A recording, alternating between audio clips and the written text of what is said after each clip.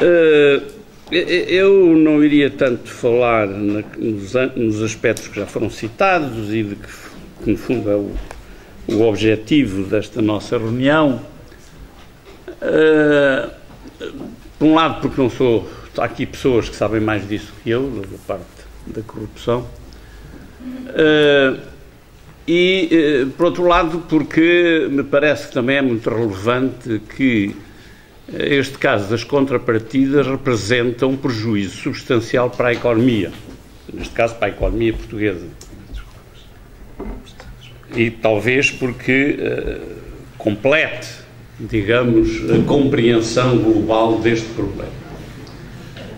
A minha empresa foi convidada, salvo erro, em 2003, para participar nas contrapartidas. Aceitámos fazê-lo porque tínhamos como objetivo ter acesso a uma tecnologia que nós achávamos que seria muito importante no futuro, quer na aeronáutica e mais tarde no setor automóvel, como aliás se veio a verificar, que é, digamos, as fibras de carbono, ou seja, os produtos resultantes da manufatura das fibras de carbono, que na altura já eram utilizadas em aviões, agora são muito mais utilizadas, as próprias asas já são feitas em fibras de carbono, de muitas aeronaves.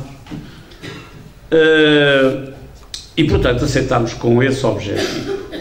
A convite veio da ESCOM e veio para os helicópteros.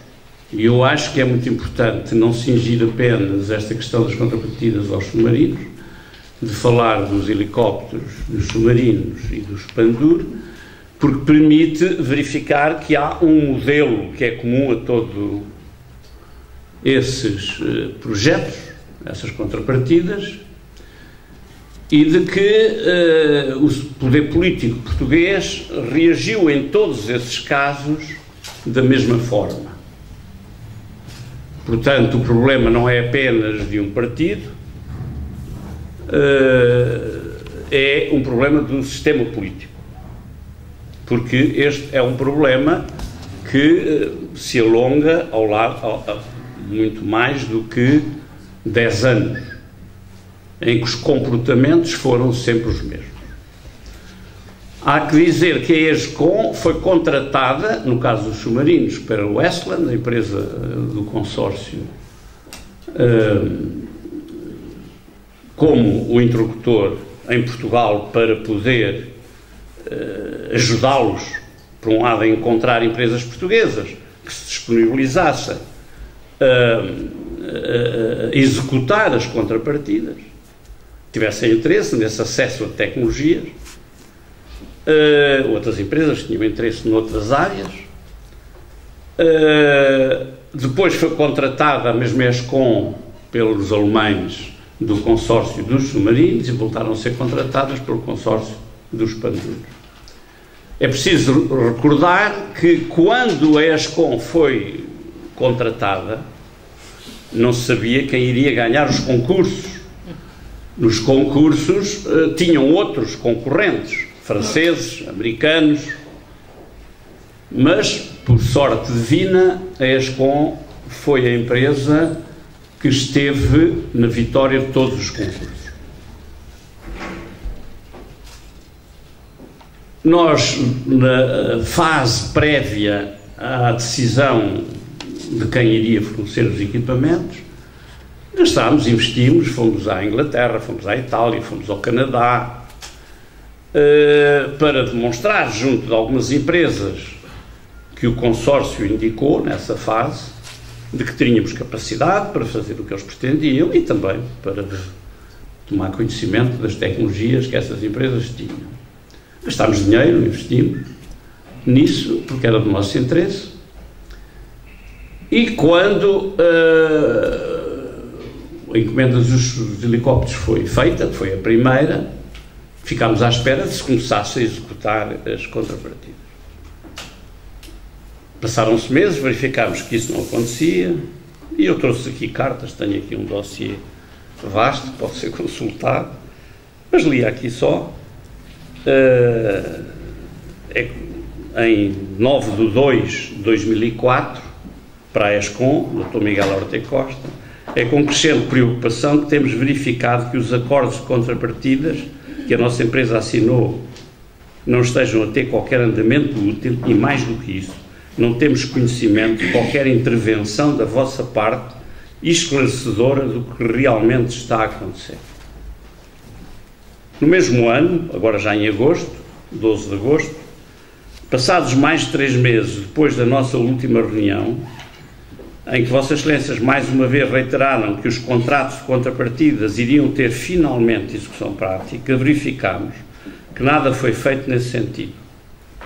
Apesar de, por várias vezes, verbalmente e por escrito, ter a nossa empresa disponibilizado os seus serviços no sentido de se iniciar os necessários contactos internacionais sob a liderança das empresas vendedoras do material de defesa que originaram os contratos assinados. Depois vieram os submarinos, encurtando a história, em que se repetiu isto, e verificando o desinteresse total da ESCOM em realmente executar e a mudança de atitude. É necessário ver que antes dos contratos serem assinados, a ESCOM andava atrás de nós para nós os ajudarmos a definir o que era bom para a economia portuguesa, a minha empresa e as outras, para que nós fôssemos à Inglaterra para mostrar aos vendedores dos equipamentos as nossas capacidades e as nossas tecnologias. A partir do momento em que os contratos foram assinados, desapareceram. Estas minhas cartas eram, enfim, a reclamação desse desaparecimento. Passado tempo, não vou entrar mais por nós, gastaria muito tempo, a conclusão a que eu cheguei, e é essa que é relevante, e cheguei já alguns por o ano 2006, 2007, é de que a ESCOM teria prometido, ou teria contratado com as empresas que os contrataram, não haver execução de contrapartidas. É preciso recordar que as empresas vendedoras dos equipamentos militares normalmente colocam uma verba no processo, nas suas contas, uma verba para as contrapartidas. E é uma verba quase sempre bastante elevada, visto que eles têm que vender produtos à indústria, neste caso, à indústria aeronáutica ou à indústria marítima. Têm que fazer viagens, têm que apoiar as empresas do país em causa, isso tudo, essa movimentação. Às vezes têm que, sei lá, pagar algumas coisas aos compradores, enfim, não sei, não tenho provas, mas enfim, há uma despesa elevada que as empresas, de uma maneira geral, que vendem os equipamentos, prevêem. Isto não é secreto, está nas contas.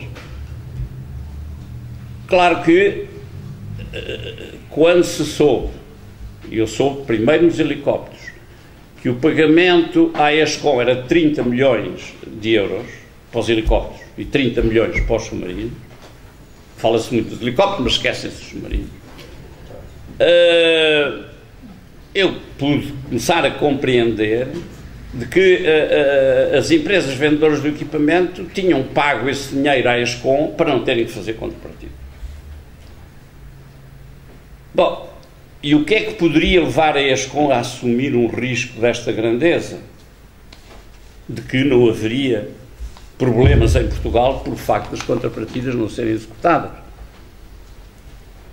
A minha explicação, que é a única que eu posso interpretar, mas aceito que possa haver outras, é de que a ESCOM tinha uma convicção forte de que os órgãos do Estado com quem tinha sido feito o contrato não reclamariam, não levantariam processos judiciais, não fariam nada que pusesse em causa a não execução das contrapartidas. Bom, esta convicção é depois reforçada porque é evidente que a seguir às cartas que eu escrevi à ESCOM,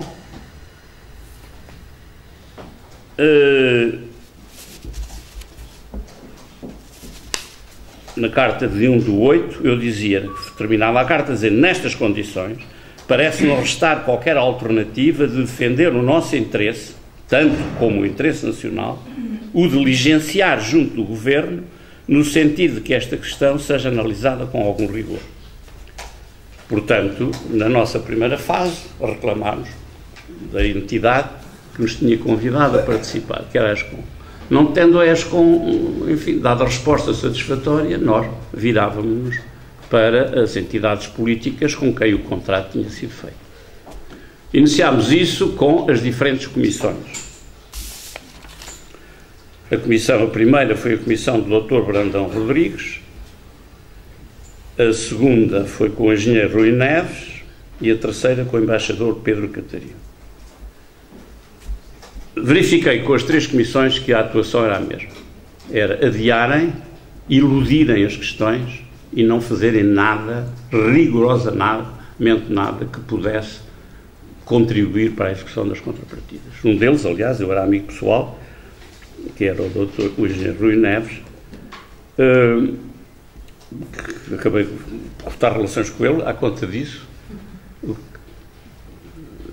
porque verifiquei que ele não tinha interesse nenhum em que as contrapartidas fossem executadas. Bom, tendo esgotado os bons esforços e os bons ofícios com as comissões de contrapartidas, as três, primeiro uma, depois a outra, mesmo antes da terceira, do embaixador. Uns eram mais militantes a fazer isso, os outros eram mais passivos. O embaixador Pedro Catarino foi claramente apanhado num processo que ele, presumo ainda hoje, que ele nem sequer percebeu. Esgotado, portanto, os esforços junto das comissões de contrapartidas, então eu fui diretamente ao poder político e escrevi cartas, estão aqui, ao Sr. Presidente da República, aos senhores Presidentes da República, porque uma primeira foi ao Dr. Jorge Sampaio e a outra foi ao Professor Cavaco Silva, ao Sr. Ministro da Defesa, Dr. Luís Amado, ao Sr. Ministro da Economia, Manuel Pinho, ao Ministro da Ciência e Tecnologia, Dr. Mariano Gago, ao Presidente da Assembleia da República, Dr. Jaime Gama,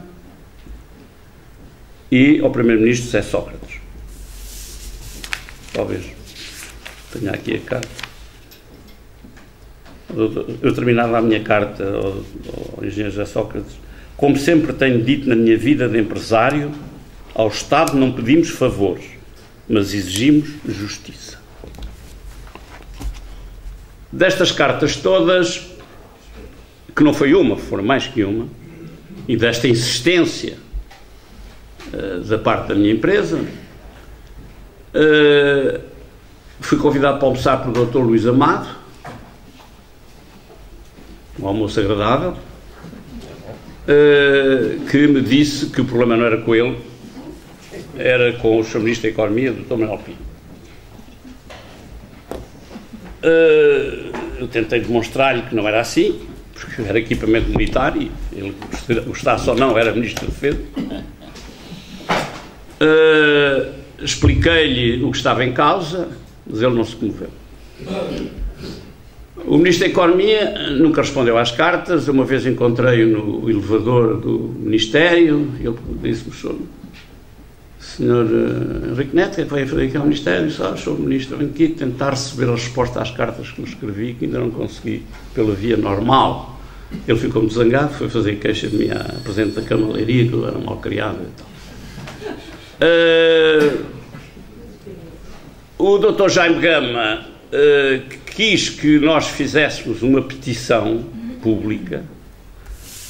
Eu tive que lhe responder que não me parecia normal, tenho aqui a carta, mas enfim, para não estar a ler, não parecia normal que um cidadão fizesse uma petição pública para que a Assembleia da República cumprisse o seu dever constitucional de controlar os atos dos governos, e disse que não. Ele então mandou aquilo para a Comissão de Economia da Assembleia da República E o Dr. João Cravinho, o engenheiro João Cravinho, que era o presidente, convocou-me para ir lá à comissão, que eu fui com outras empresas, depois eu convoquei outras empresas, ou pelo menos uma outra empresa, se eu me recordo, e lá estive, a tentar defender os interesses, e expliquei lá aquilo que vos estou a explicar aqui, porque na altura eu já estava com essa convicção. E devo dizer que o interesse dos senhores deputados não foi grande. Está aqui um... O meu foi. O seu foi. Está aqui um ilustre diferença, mas de todos os partidos...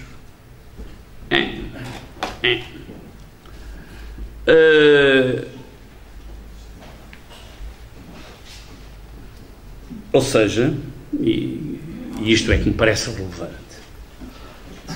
os mais altos cargos do poder político em Portugal e pessoas que eu tenho como respeitáveis, pelo menos algumas delas, não diria todas, lavaram as mãos olimpicamente, como Pilatos, relativamente a um problema de Estado, porque é um contrato assinado pelo Estado português perante interesses estrangeiros. Não moveram uma palha para, em primeiro lugar, defender o interesse nacional, posto em causa. Em segundo lugar, para esclarecer a opinião pública, porque é evidente que eu próprio, como muitas outras pessoas, dissemos nos jornais, e houve artigos, e etc.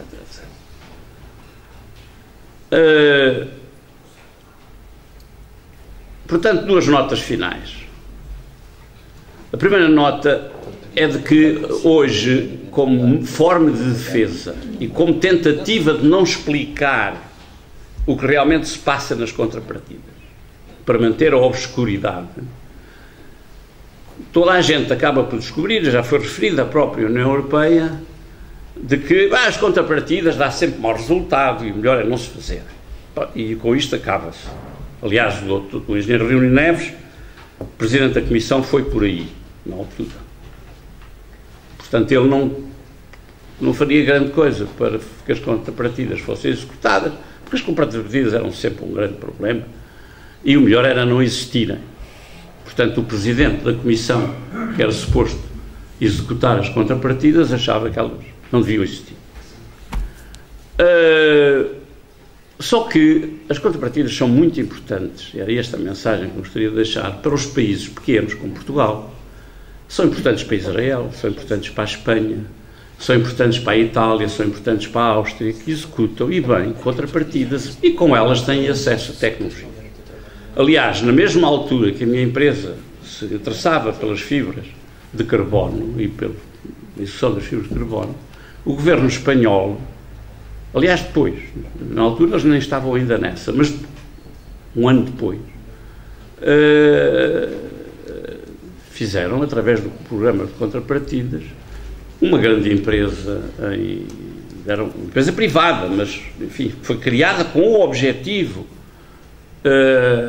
de aproveitar as contrapartidas para entrar na tecnologia das fibras de carbono, e hoje essa empresa está ali em Sevilha, é uma grande empresa espanhola, é provavelmente neste momento o maior fornecedor de componentes em fibra de carbono à Airbus, emprega muitos milhares de pessoas e fez-lo por conta das contrapartidas. Israel tem histórias de sucesso nas contrapartidas, portanto, a nota que eu gostaria de deixar, a nota final, é de que as contrapartidas podem, se houver o interesse nacional, for colocado na primeira linha das preocupações dos empresários e das pessoas e dos governantes, podem contribuir e muito para o desenvolvimento económico. E no nosso caso, a não execução das contrapartidas não apenas